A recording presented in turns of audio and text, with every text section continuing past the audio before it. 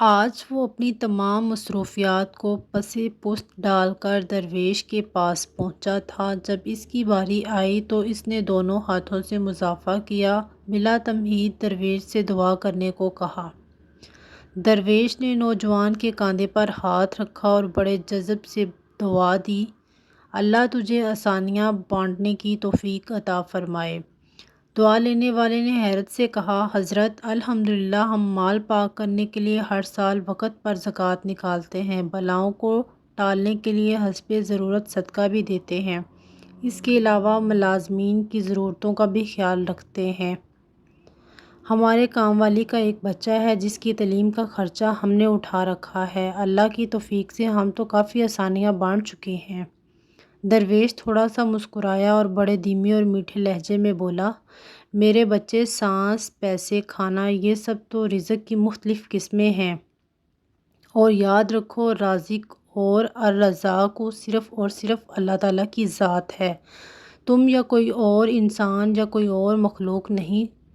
تم جو کر رہے ہو، اگر یہ سب کرنا چھوڑ بھی دو تو اللہ تعالیٰ کی ذات یہ سب وقت ایک ساتھ میں سب کو عطا کر سکتی ہے۔ اگر تم یہ کر رہے ہو تو اپنے اشرف المخلوقات ہونے کی ذمہ داری ادا کر رہے ہو۔ درویش نے نرمی سے اس کا ہاتھ اپنے دونوں ہاتھوں میں لیا اور پھر بولا، میرے بچے، آؤ میں تمہیں سمجھاؤں کہ آسانیاں بانٹنا کسے کہتے ہیں۔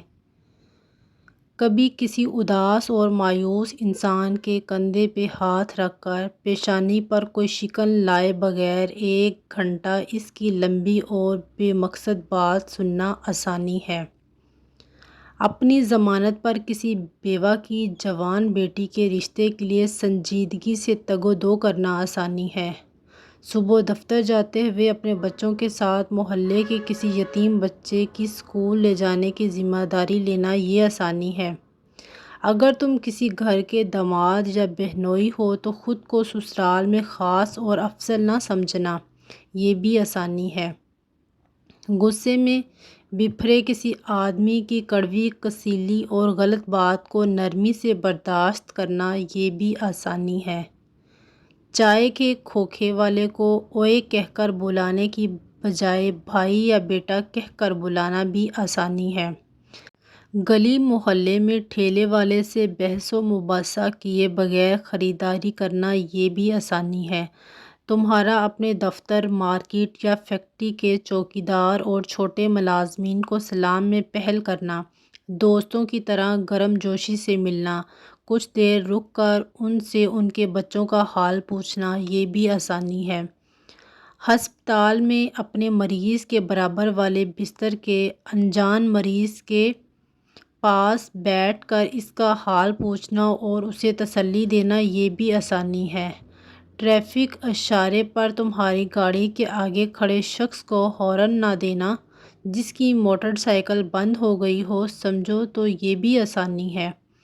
درویش نے حیرت میں ڈوبے نوجوان کو شفقت سے سر پر ہاتھ پھیرا اور سلسلہ کلام جاری رکھتے ہوئے دوبارہ متوجہ کرتے ہوئے کہا، بیٹا جی، تم آسانی پھیلانے کا کام گھر سے کیوں نہیں شروع کرتے؟ آج واپس جا کر باہر دروازے کی گھنٹی صرف 1 مرتبہ دے کر دروازہ کھلنے تک انتظار کرنا۔ آج سے باپ کی ڈانٹ ایسے سننا جیسے موبائل پر گانے سنتے ہو۔ آج سے ماں کی پہلی آواز پر جہاں کہیں ہو فوراً ان کے پاس پہنچ جایا کرنا۔ اب انہیں تمہیں دوسری آواز دینے کی نوبت نہ آئے۔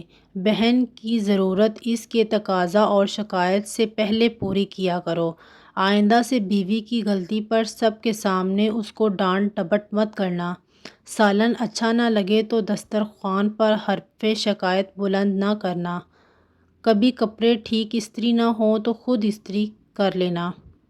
میرے بیٹے، ایک بات یاد رکھنا، زندگی تمہاری محتاج نہیں، تم زندگی کے محتاج ہو۔ منزل کی فکر چھوڑو، اپنا اور دوسروں کا راستہ آسان بناؤ، انشاء اللہ تعالی منزل خود ہی مل جائے گی۔ آئیں صدقے دل سے دعا کریں کہ اللہ تعالی ہم سب کو آسانیاں بانٹنے کی توفیق عطا فرمائے۔ آمین ثم آمین یا رب العالمین۔